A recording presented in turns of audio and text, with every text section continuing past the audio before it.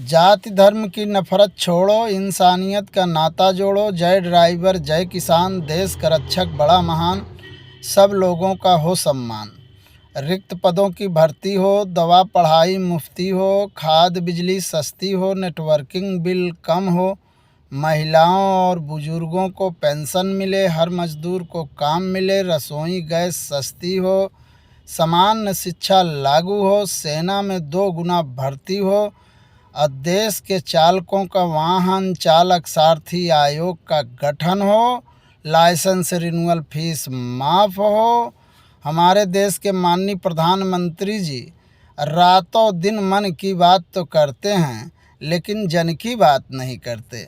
जो कि भगवान कृष्ण ने गीता में उपदेश दिया है, मन बड़ा चंचल और पापी है, और उसी चंचल मन की कल्पना पर इन्होंने नोटबंदी, जीएसटी, किसानों का काला कानून, ड्राइवरों का काला कानून, तमाम तरीके का काला कानून लागू किए, जिससे पूरा हिंदुस्तान हैरान परेशान है। साथियों नोटबंदी ठीक उसी प्रकार से है जैसे हाई स्पीड में कोई ट्रेन जा रही हो और अनाड़ी ड्राइवर अचानक ब्रेक मार दे, गाड़ी तो पलट जाएगी, बैठी हुई सवारी सब घायल हो जाएंगी।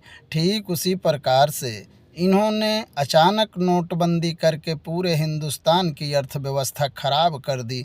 छोटे मझोले कल कारखाने बंद हो गए, जिससे महंगाई, बेरोजगारी और भीख मांगने वालों की देश में संख्या बढ़ गई। साथियों बेटी बचाओ बेटी पढ़ाओ की कोई स्कीम नहीं है इनके पास, खाली एक इनका नारा है। हाथरस, उन्नाव और महिला खिलाड़ियों के साथ कांड हुआ देखा जग सारा है।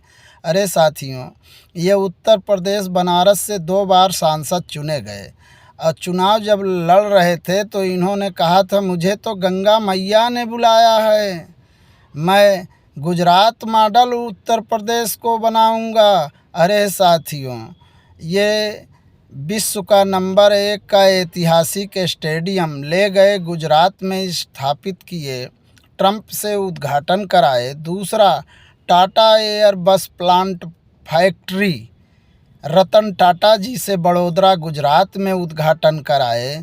जब मोरबी घटना हुई थी, 150 लोग झूले वाले पुल में मर गए थे, उसी के एक दिन पहले अखबार में भी आया था।